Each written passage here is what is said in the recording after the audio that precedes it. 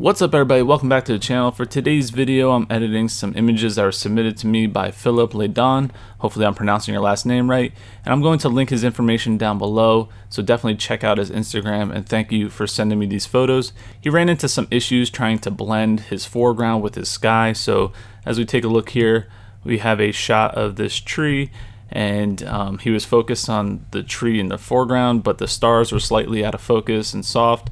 And then he refocused onto the sky, and you can see now the foreground is slightly soft, so we have to blend these two together.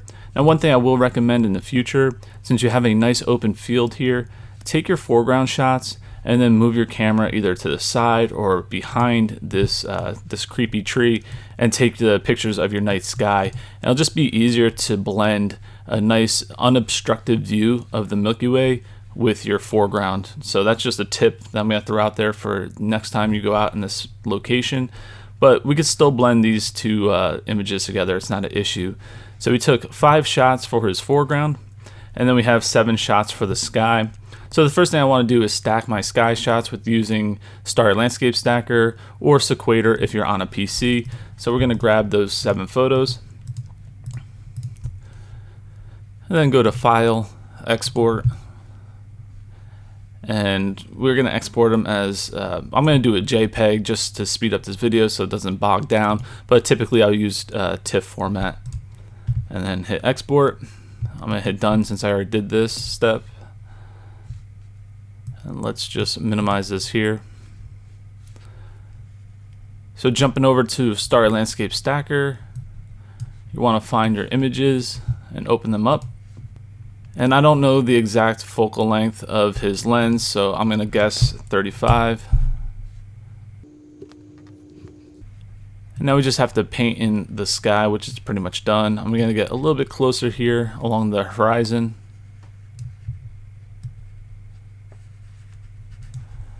And I'm going to try and get in between these branches a little bit.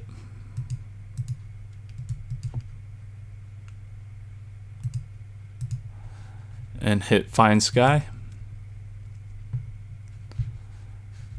Alright, so now we just have to paint in some areas that it missed. So let's just do this really quickly. And it doesn't have to be perfect. So let's get a small enough brush and just go in here really fast.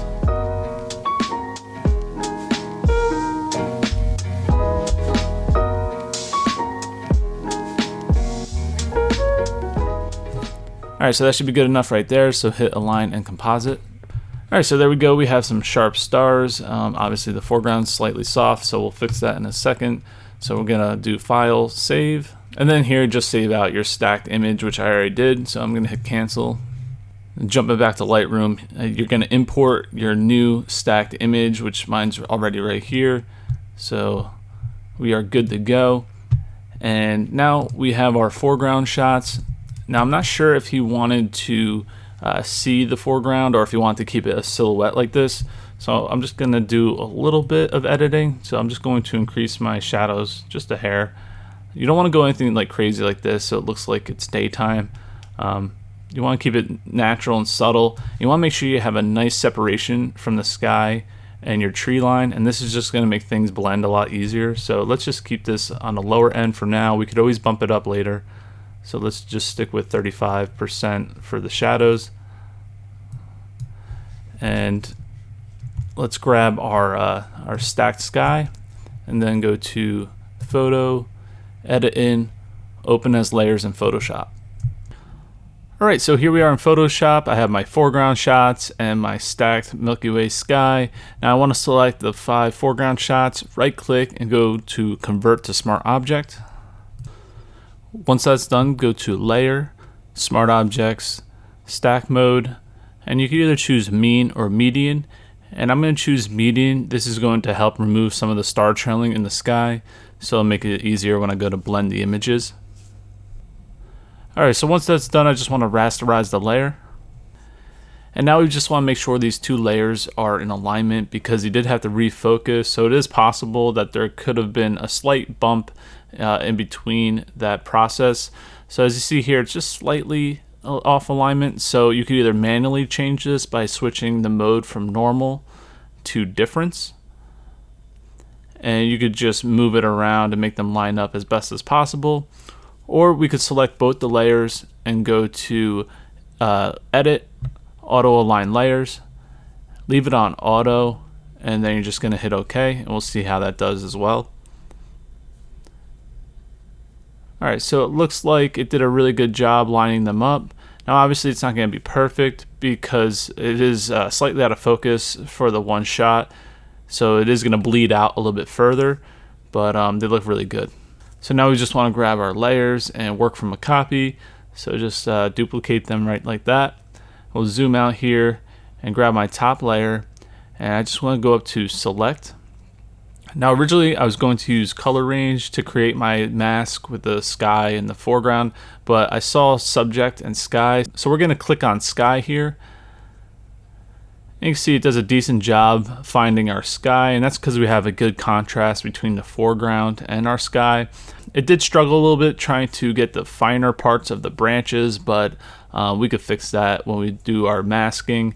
So now click your layer mask button, and you can see nothing changed. The sky is still, blurry.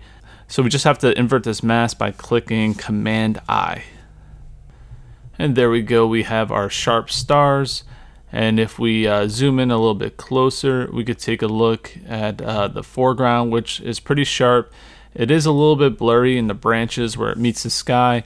So if I hit the backslash key, now I can see the mask and what it's doing. And you can see it's bleeding into these branches a little bit. So we're gonna have to fix that by painting the mask a little bit better and refining it. And we'll also do it along the tree line at the horizon as well. So yeah, it's a pretty easy fix. So let's just grab our paintbrush tool, make sure white is selected, and I'm gonna start painting along the tree line as well as the branches. So it should only take about a couple minutes, and I'm gonna speed this process up.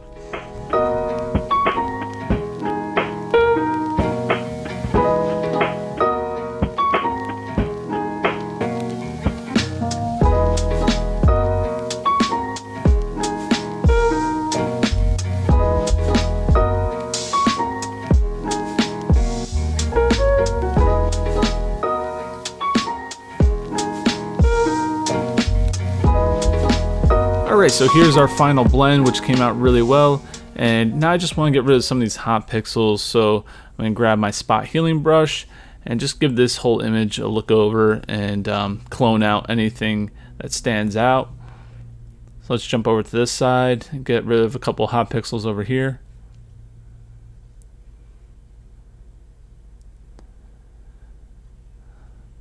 Obviously I'm just doing this really fast so you get an idea of my workflow. And that looks pretty good. Now I just want to do some dodging, so I'm going to make a copy of this layer, grab my dodge tool, and I want to make sure I switch it over to highlights and put the exposure around 1 or 2%. Next I'll just pick a brush that's a decent size that's going to go into the core area, and I just got to be careful not to really paint over the all that light pollution. I don't want to enhance that any further. So I just want to stick with the core, and I'm just doing this really quickly, and once we're done dodging, we're going to switch over to our burn tool. So select that and make sure you have shadow selected as well as an exposure of 1 or 2%. And let me just grab a bigger brush so I could just burn the sky by itself with a couple passes. Now once I'm done doing that, I'm going to burn the core a little bit more, and if I made the effect a little too strong, I could just dial down the opacity here. And now I'm just going to flatten my image so I can bring it back into Lightroom for you guys. And sorry the video is acting a little wonky. It's it's just having a hard time while recording and editing, so that's why you're seeing all these weird artifacts and stuff. And once you're back in Lightroom, we can increase our shadows for the foreground. We could play around with texture and clarity. Pretty much any of the sliders you want to experiment with. Have fun, go crazy, and see what works best for you guys and your image. Obviously, things are going to vary depending on the light pollution in your image and what the subject is. So enjoy that. Take care, guys. Thanks for watching. Hopefully this helps you guys out with your blending. All right, have a good one. Bye-bye.